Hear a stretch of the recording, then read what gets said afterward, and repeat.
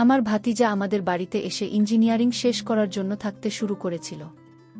সেই সময় আমার এবং আমার স্বামীর মধ্যে দূরত্ব বাড়তে শুরু করেছিল। প্রতুরাতে আমার স্বামী আমাকে সময় দেওয়ার পরিবর্তে ঘুমিয়ে পড়ত। একদিন রাতে ভাতিজা আমাকে হলো এর সোফায় বসে দেখতে পেল। তখন সে আমাকে তার ঘরে নিয়ে গেল। কে বলল, মাম, আমি প্রতিদিন আপনাকে এইভাবে বিষণ্ণ মুখে বসে থাকতে দেখি। আজ থেকে আমি কখনোই আপনাকে মামার অভাব অনুভব করতে দেব না বলে সে আমার পাশে বসে গানের তাল মিলিয়ে গান শুনতে শুরু করল। হ্যালো বন্ধুরা, আজকের এই গল্পে আপনাদের সবাইকে স্বাগত জানাই। আমার নাম অনামিকা। বিয়ের পর আমার স্বামী তার কাজে এতটাই ব্যস্ত হয়ে পড়েছিল যে সে আমার দিকে একটুও মনোযোগ দিত না। ঘরে আমার সঙ্গী ছিল বলতে গেলে আমার 60 বছর বয়সী শাশুড়ি, যার সেবা করা আমাকে কঠিন মনে হতো না। তবে স্বামীর সঙ্গে দূরত্বের কারণে আমি বেশ চঞ্চল হয়ে উঠেছিলাম। আজকের রাতে আমি খুব খুশি ছিলাম, কারণ পরের দিন রবিবার আর আমার স্বামী আমার সঙ্গে থাকবে। রাতে ঘুমানোর আগে আমি মহেশকে বললাম, কাল তুমি কোথাও যাবে না, কারণ কালকের দিনটি পুরোপুরি আমার হবে। আমাদের মধ্যে কেউই কাল বাধা দিতে পারবে না। তখন মহেশ বলল, অনামিকা, আমার একটি কথা বলার ছিল। আমার চাচাতো বোনের ছেলে অভিষেক আগামীকাল থেকে কিছু বছর আমাদের বাড়িতে থাকবে। তার ইঞ্জিনিয়ারিং এর পড়াশোনা করতে হবে, তাই সে আমাদের বাড়িতে থেকে পড়াশোনা করবে।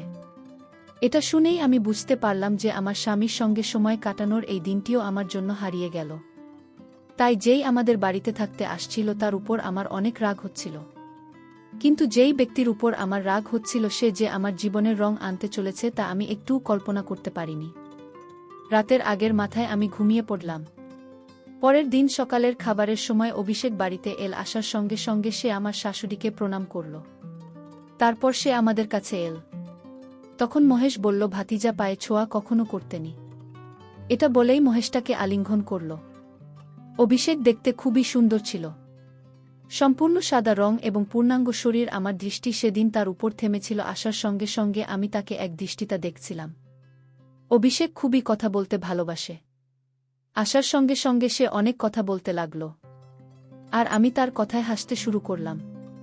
তারপর দেখতে দেখতে সে আমাদের বাড়িতে কিছুদিন থেকে গেল। একদিন অভিষেক তার ইঞ্জিনিয়ারিং এর পড়াশোনার জন্য কলেজে গিয়েছিল এবং সেই দিনই খুব তীব্র ঝড় বৃষ্টি শুরু হলো। তখন আমি অভিষেকের জন্য খুব চিন্তিত হয়ে পড়েছিলাম। গত কয়েকদিন ধরে সে আমাদের পরিবারের সদস্যের মতো আমাদের সঙ্গে থাকছিল। অনেকবার সে রান্নাঘরে আমার কাজে সাহায্য করত। আমি অভিষেককে বারবার ফোন করছিলাম। সাধারণত সে সন্ধে 6টার মধ্যে বাড়ি ফিরে আসে, কিন্তু আজ 7টা বেজে গিয়েছিল আর সে এখনো ফিরে আসেনি।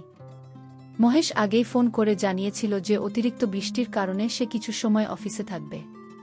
কিন্তু আমি অভিষেকের জন্য খুব চিন্তিত ছিলাম, কারণ সে বাইকে করে গিয়েছিল। তার জন্য অপেক্ষা করতে করতে আমি বাড়ির দরজার সামনে দাঁড়িয়েছিলাম। কিছুক্ষণের মধ্যেই অভিষেক সম্পূর্ণ ভিজে বাড়িতে এল। তাকে দেখে আমি সঙ্গে সঙ্গে ভেতর থেকে একটি তোয়ালে নিয়ে এসে তার গায়ে মুড়িয়ে দিলাম। তারপর সে তার ঘরে চলে গেল। আমি চা বানানোর জন্য রান্নাঘরে চলে গেলাম। যখনই আমি কারোর জন্য চা বানাতাম তখন আমাকে শাশুড়ির জন্য একটি কাপ চা বানাতে হতো, কারণ তিনি চা খুবই পছন্দ করতেন। শাশুড়িকে একটি কাপ চা দেওয়ার পর আমি দ্রুত একটি কাপ নিয়ে অভিষেকের ঘরে গেলাম। আমি যখন তার ঘরে গেলাম তখন সে বারমুডা পরেছিল। তার শরীরে কোনো পোশাক ছিল না, আর সে তখনই তার চুল শুকছিল, তাই ঠান্ডার থেকে সে একটু কাঁপছিল। আমি তার চুল শুকনো শুরু করলাম। তখন আমরা একে অপরের খুব কাছে ছিলাম। আমি যখন অভিষেক থেকে দূরে সরলাম তখন আমি তার দৃষ্টি লক্ষ্য করলাম। তার দৃষ্টি আমাকে কিছুটা আলাদা মনে হলো। অভিষেক আমাকে খুবই ভালোবাসার চোখে দেখছিল। তখন আমি বললাম, গরম গরম আদা দেওয়া চা খাও। অভিষেক হঠাৎ আমার হাত ধরে আমাকে তার পাশে বসাল। সে বলল, আপনি আমার সত্ত্বেও আপনি আমার কতটা যত্ন নেন। আমি বললাম, অভিষেক, আমি আমার আর তোমার মামার সত্ত্বেও এবং চাচাতো ভাইদের মধ্যে কোনো পার্থক্য করি না। আমার নিজস্ব ভাতি জানে, কিন্তু তুমিও আমাদের জন্য কম প্রিয় নাও। তুমি আমার প্রিয় ভাতিজা, আমি তোমার জন্য এখনো কিছুই করিনি। তুমি আমার এত প্রশংসা করছো কেন? আমরা কথা বলছিলাম এমন সময় বাড়ির ঘণ্টা বাজল। মহেশ বাড়িতে ফিরে এসেছিল। সেদিন রাতে মহেশ প্রতিদিনের মতো ঘুমিয়ে পড়ল। বিয়ের 3 মাস পরেই সে তার স্ত্রীকে ভুলে গিয়েছিল। বিয়ের আগে সে খুবই ভালোবাসার কথা বলত, কিন্তু এখন সে তার অফিসের কাজে ব্যস্ত হয়ে পড়েছিল। এতে বিরক্ত হই আমি বাইরে এর সোফায় গিয়ে বসে পড়লাম। বাইরে এসে দেখি অভিষেকের ভাড়ের আলো জ্বলছে, তার দরজাটা ভেতর থেকে বন্ধ ছিল। তাই আমি হলের সোফায় বসে রইলাম। কিছুক্ষণ পর আমি আমার হাতে কারো হাতের স্পর্শ অনুভব করলাম। তখন আমি হঠাৎ ঘুম থেকে জেগে উঠলাম। সামনে দেখে অভিষেক আমার পাশে বসে আছে। সে আমার এক কান থেকে হেডফোন খুলে নিজের কানে লাগিয়ে নিয়েছে। দিনে অন্তত একবার সে আমাকে বিশেষ অনুভূতি দেয়, যাতে আমার কলেজের দিনগুলি মনে পড়ে। তারপর সে আমার হাত ধুলে আমাকে তার ঘরে নিয়ে গেল। সেখানে গিয়ে সে বলল, মামি, এখানে আসার পর থেকে আমি প্রতিদিন রাতেই আপনাকে হলো এর সোফায় বিষণ্ণ মুখে বসে থাকতে দেখি। আপনার এবং মামার মধ্যে সবকিছু ঠিকঠাক তো চলছে?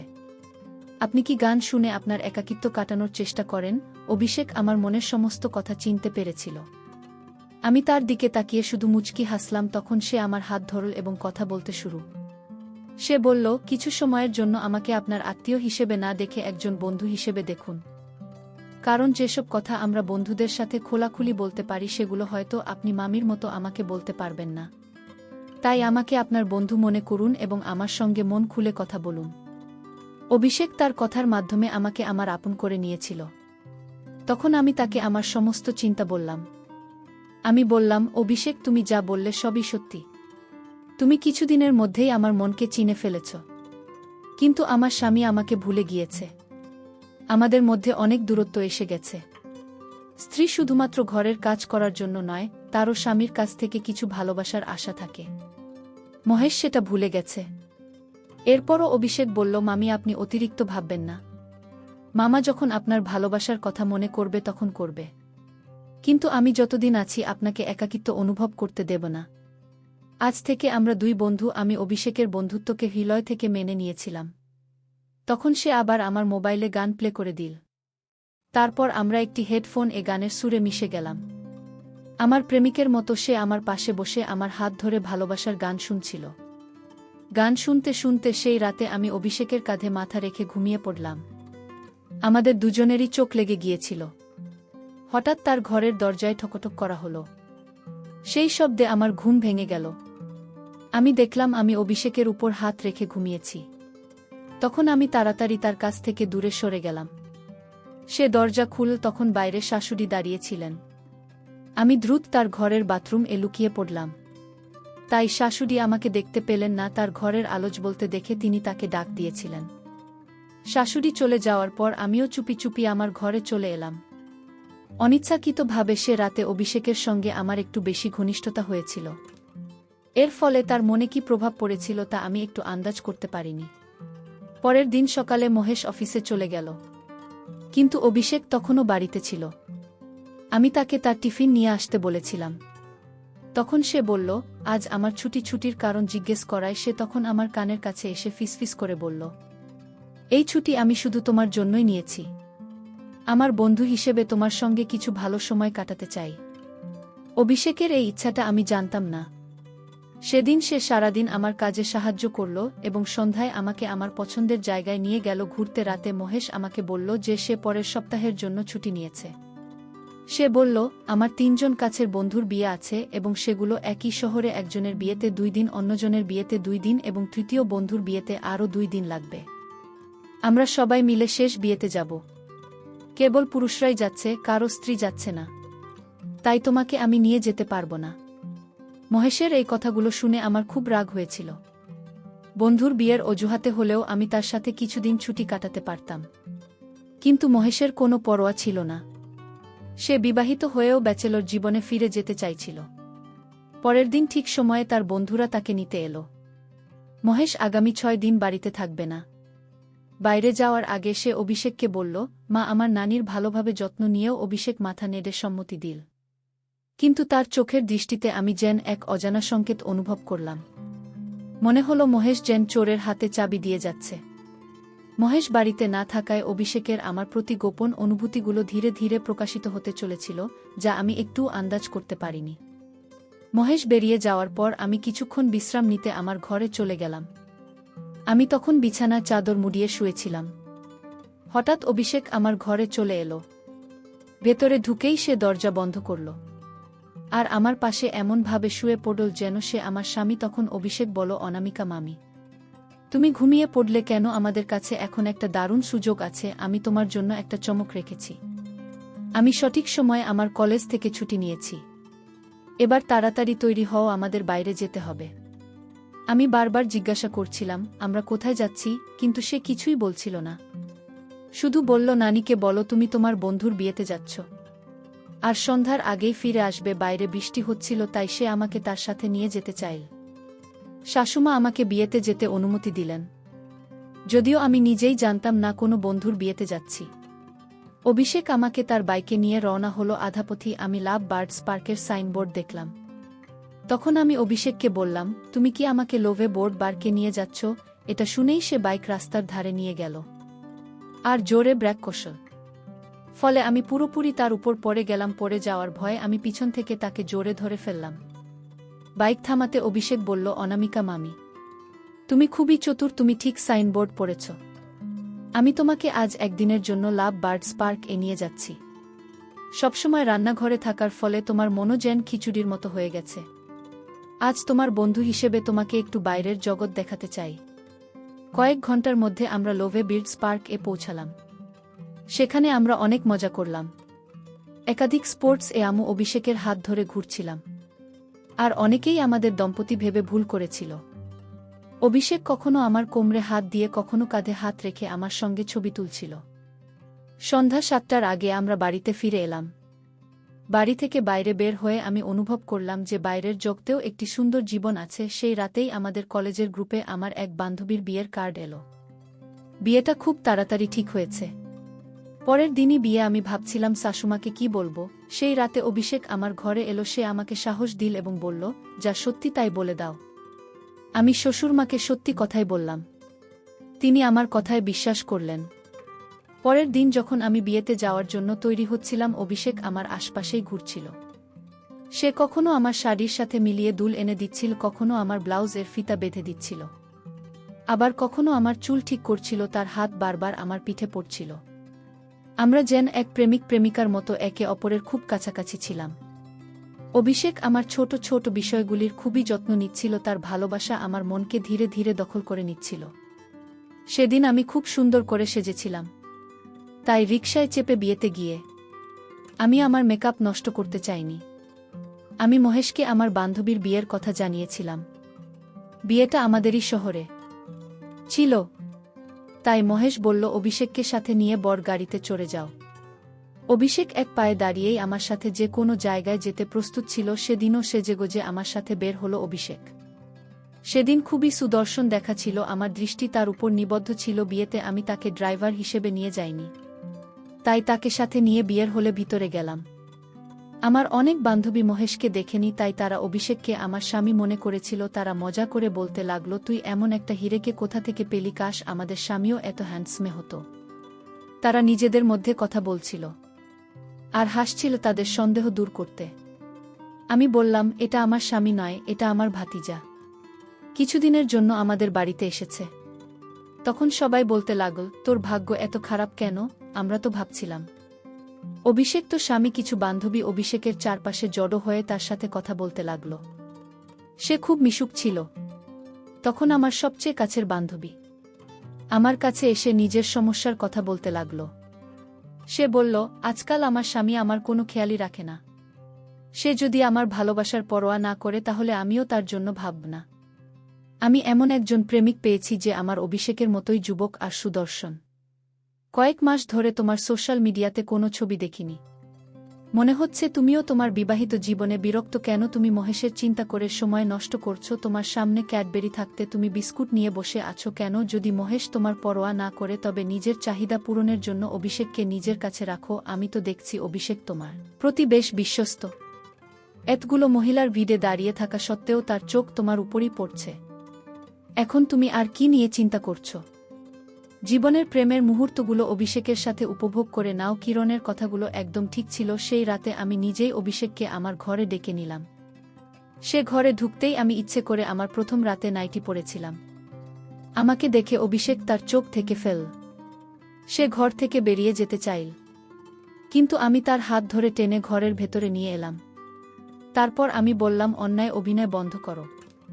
তোমার মুখে কতটা ভালোবাসা আছে তা আমি ভালোভাবেই বুঝেছি। এখন নাটক বন্ধ করো। এই শুনে অভিষেক বলল, অনামিকা মামি, কিছু কিছু জিনিসের মজা আমাকেও নিতে দাও। কেনবা তুমি এত ছোট পোশাক পরে আমার সামনে এলে? আগে তুমি সম্পূর্ণ গা ঢাকা পোশাক পরে এসো। সবকিছু যদি আগে তুমি নিজে করে ফেলো তাহলে আমি কিভাবে তোমাকে আনন্দ দেব? সে ঠিকই বলেছিল, আমাকে অভিষেকের সঙ্গে ছোট ছোট বিষয়গুলোতে ভালোবাসার স্বাদ নিতে হবে। তখন আমি ঢাকা পোশাক পরে এলাম। তারপর অভিষেক আমাকে তার বুকে টেনে নিল। সে আমার সঙ্গে কথা বলতে শুরু করল। কিছুক্ষণ পরেই আমাদের গভীর আলাপ চলছিল, যা আমার জানা ছিল না। তখনই শাশুমার গলা শোনা গেল। তিনি আমাকে তার হাঁটুতে তেল লাগানোর জন্য বললেন। না চাইলেও আমি 15 মিনিট ধরে তার পায়ের মালিশ করলাম। তারপর যখন আমি আমার ঘরে ফিরে এলাম, অভিষেককে সেখানে দেখতে পেলাম না। তার ঘরে গিয়ে দেখলাম সে ঘুমিয়ে পড়েছে। পরের দিন সকালে আমি অভিষেককে একটু রাগান্বিত দৃষ্টিতে দেখছিলাম। আমি রান্নাঘরে কাজ করছিলাম। তখন সে আমার কাছে এসে পিছন দেখে জড়িয়ে ধরে বলল, অনামিকা মামি, রাগ করার কোনো প্রয়োজন নেই। আজ আমি তোমার জন্য একটা রোমান্টিক চমক রেখেছি। আজকের রাত পুরোপুরি তোমার আর তুমি আমার। আমি বুঝতে পেরেছিলাম অভিষেক আমার চেয়েও বেশি রোম্যান্টিক। রাতে আমি ভালোভাবে সেজে উঠলাম এবং শাশমাকে ঘুমের ওষুধ খাইয়ে দিলাম যেন তিনি রাতে আমাদের বিরক্ত না করেন। রাতে আমি অভিষেকের ঘরে গেলাম। তার ঘরে হৃদয়ের আকারে সাজানো 2টা বালিশ ছিল, বিছানায় ফুলের পাপড়ি ছড়ানো ছিল এবং সেই ঘরের সুগন্ধি এতটাই মাধুর্যময় ছিল। আমার মন মুহূর্তে তথ্য হয়ে গেল। তার প্রস্তুতি এতটাই ভালো ছিল যে আমি মুগ্ধ হয়ে গেলাম। আমি খুব উৎসুক ছিলাম সে আরও কিভাবে আমাকে খুশি করবে। কিন্তু ঘরে অনেক সাজসজ্জা থাকলেও সে কোথাও দেখা যাচ্ছিল না। আমি তাকে বাথরুমেও দেখলাম না। তার ফোনও লাগছিল না। কে সে আমার সঙ্গে মজা করেছে? তখন আমার মন কিছুটা ভারাক্রান্ত হয়ে গেল। তখনই আমার নজর পড়ল তার বিছানা। সেখানে একটি চিঠি রাখা ছিল। সেই চিঠি খুলতেই আমার সব আশা এক নিমিষে ভেঙে গেল। অভিষেক সেই চিঠিতে লিখেছিল, ম্যাম, আমি আসলে আপনার সৎ ভাইপো নই। আমার মামা মামি সেই শহরের শান্তিনগরে থাকেন। আপনার শহরে 2টি শান্তিনগর আছে। আমি ভুল করে আপনার বাড়িতে চলে আসি। কাকতালীয়ভাবে আপনার ভাইপো সেই সময় আপনার বাড়িতে আসার কথা ছিল। যখন আমি সেখানে আসি তখন থেকেই আপনি আমাকে অভিষেক নামে ডাকা শুরু করেন। আমার মামাও ভালোবেসে আমাকে অভিষেক বলে ডাকেন। আমি কখনো আমার মামা মামিকে দেখিনি, তাই আপনাকেও আমার মামা মামি ভেবেনি। কিন্তু কিছুদিন পর আমার মায়ের কাছ থেকে মেসেজ পেলাম আমার আসল মামা মামি কিছুদিনের জন্য গ্রামে গেছেন। মা আমাকে আমার আসল মামার ছবি পাঠালেন। তখন আমি বুঝতে পারলাম আপনি আমার আসল আত্মীয় নন, কিন্তু ম্যাম, আপনি আমাকে আমার আসল মামি বলি গ্রহণ করেছিলেন। আপনি আমার খুব যত্ন নিয়েছিলেন। আপনি আপনার বিবাহিত জীবনে অসুখী ছিলেন তা জানার পরও আমি এই বিষয়ে মামার সঙ্গে কথা বলতে পারিনি। তাই আমি সিদ্ধান্ত নিলাম কিছুদিনের জন্য হলেও আপনাকে খুশি করতে হবে। আমার উদ্দেশ্য ছিল আপনাকে আনন্দ দেওয়া। কিন্তু আমি আপনার সঙ্গে কোনো ভুল করতে পারব না, কারণ আমি আপনাকে আমার মামির দৃষ্টিতেই দেখেছি। আপনার সঙ্গে কিছু সময় কাটিয়ে আমি যতটা সম্ভব আপনাকে খুশি করার চেষ্টা করেছি। এখন আমাকে ক্ষমা করুন। আমি আপনার সঙ্গে কোনো ভুল করতে পারব না। যে ভালোবাসা আপনি আমার মধ্যে খুঁজছিলেন সেটি আপনাকে আপনার স্বামীর মধ্যেই খুঁজতে হবে। যেভাবে আপনি আমার সঙ্গে খোলামেলা কথা বলতেন সেভাবে একবার মামার সঙ্গেও কথা বলুন। নিশ্চিতভাবে তিনি আপনার ভালোবাসা বুঝতে পারবেন। আবারও ক্ষমা চাইছি। অভিষেকের চিঠি পড়ে আমার বুঝতে বাকি রইল না যে সে আমাদের ভাইপো ছিল না। তখনই মহেশের ফোন এলো। মহেশ গ্রুপ তাড়াহুড়ো করে বলল, অনামিকা, আজ রাতে মাকে নিজের ঘরে রাখো।